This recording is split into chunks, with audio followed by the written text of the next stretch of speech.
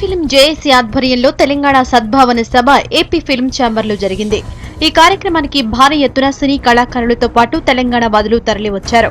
100 ఏళ్ల సినీ చరిత్రలో తెలంగాణ కళాకారులకు జరిగిన అన్యాయంపై చర్చించారు టీ సినీ కళాకారులు.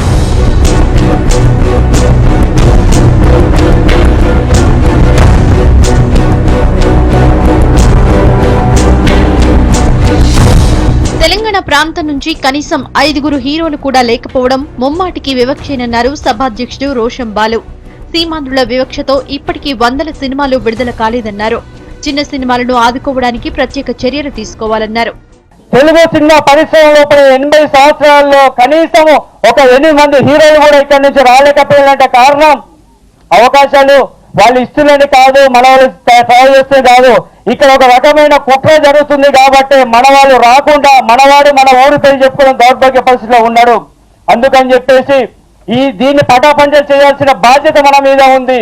ఎవరో ఒకరు ముందుకు తీసుకుని ఇనిషియేటివ్ తీసుకోవాలి. జీవితాన్ని, నా కెరియర్ను తెలంగాణ కోసం అంకితం ఇచ్చాను. రానున్న తెలంగాణను ఏ శక్తి ఆపలేదన్నారు ఎమ్మెల్సీ దిలీప్. ఇప్పటికే అన్ని జాతీయ పార్టీలు తెలంగాణకు అనుకూలంగా లేఖలు ఇచ్చాయని గుర్తు చేశారు. ప్రత్యేక తెలంగాణలో చిన్న సినిమాలను ఆదరిస్తామన్నారు. అందులో పెట్టుబడి ఉంటుంది, ఆ డబ్బు మన దగ్గర లేదు తెలంగాణ దగ్గర. కాబట్టి ఆ వర్గాల చేతుల్లో ఆధిపత్యం అనేది సహజంగా కొనసాగుతుంది.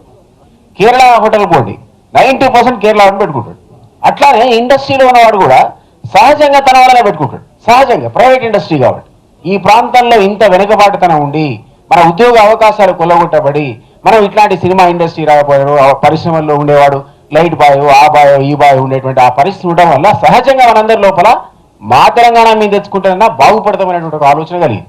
సినీ రంగంలో భూదోపిడీ స్టార్ట్ అయిందన్నారు జేఏసీ నేత కత్తి వెంకటస్వామి.